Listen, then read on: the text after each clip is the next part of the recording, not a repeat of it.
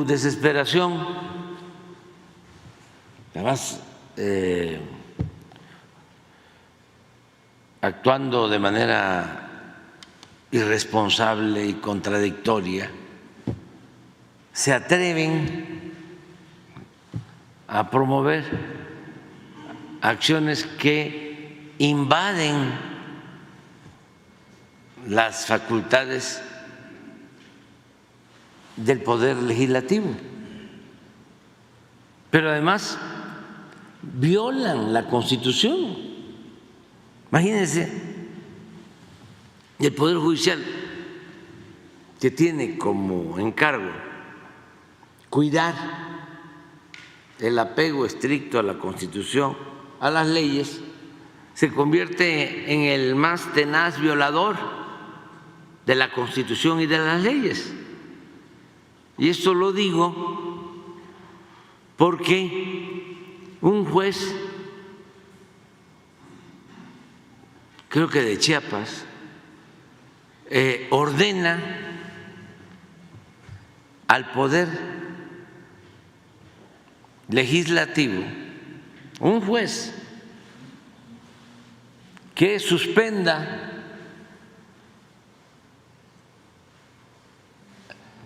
la discusión, el análisis, la votación de la reforma constitucional para limpiar el Poder Judicial. Un juez de Chiapas. Y otra persona, creo que un juez, primero fue un juez y una jueza de Morelos dice que no deben en el Poder Legislativo enviar, en el caso de que se aprobara la reforma,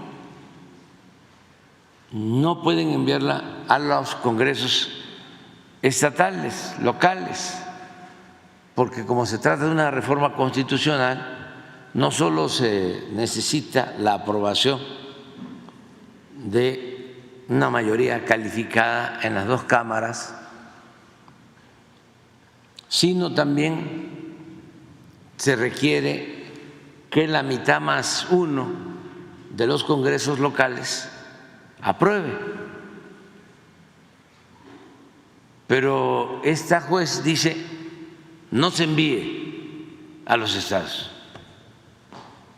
O sea, paran o pretenden detener el proceso legislativo.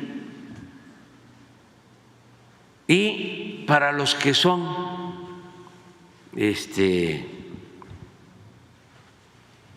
respetuosos de la Constitución, de las leyes, es conveniente que sepan que en la Constitución está establecido que es facultad del Poder Legislativo, pues, discutir, aprobar las leyes, de ningún otro poder. A ver si encuentras lo que se establece en la Constitución sobre esto en el artículo 35. Y luego está también en la ley de amparo. No procede un amparo cuando se trata de una decisión que tiene que ver con la reforma constitucional que corresponde al Poder Legislativo. También está muy claro, pero esa es la Constitución, es la ley de amparo. Y además, como estos temas en algún tiempo ya se trataron en la Suprema Corte, ya hay lo que se conoce como jurisprudencia Ya se ha debatido sobre esto y hay dos jurisprudencias. Para llegar a la jurisprudencia, si no estoy equivocado, tienen primero que discutirse las llamadas tesis, y cuando se aprueban en una dirección un número determinado de tesis, ya pasan a ser jurisprudencia.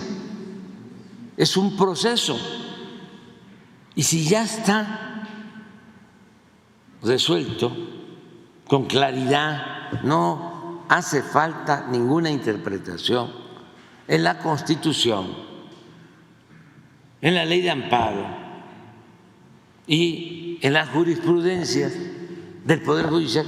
¿Cómo es posible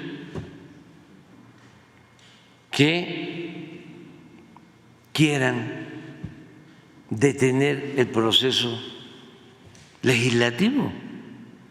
Es una invasión franca, arbitraria a la facultad que tiene el Poder Legislativo. Es una violación a la división y al equilibrio que debe de existir entre los poderes.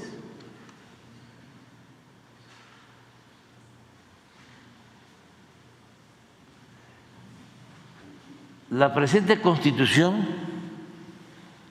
puede ser adicionada o reformada.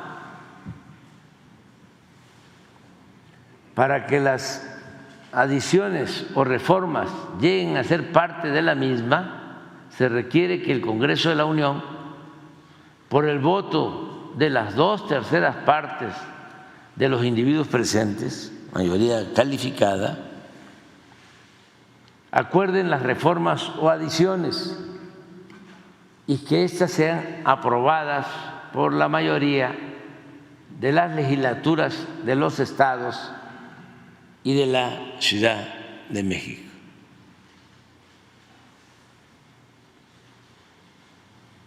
El Congreso de la Unión o la Comisión Permanente, en su caso, harán el cómputo de los votos de las legislaturas y la declaración de haber sido aprobadas las adiciones o reformas.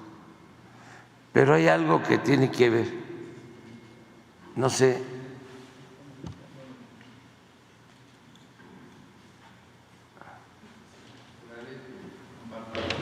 la ley de amparo, artículo 61. El juicio de amparo es improcedente contra adiciones o reformas a la Constitución política de los Estados Unidos mexicanos. Así de claro. Contra actos de la Suprema Corte de Justicia de la Nación. O sea, no funciona.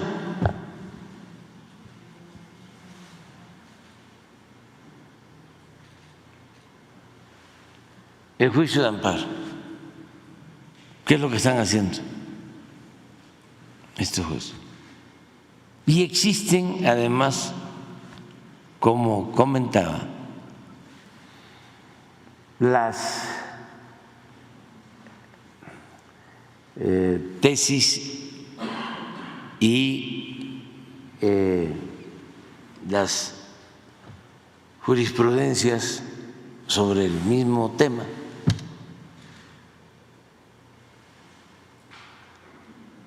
Por eso es que la gente al principio a lo mejor tenía algunas dudas, ¿no?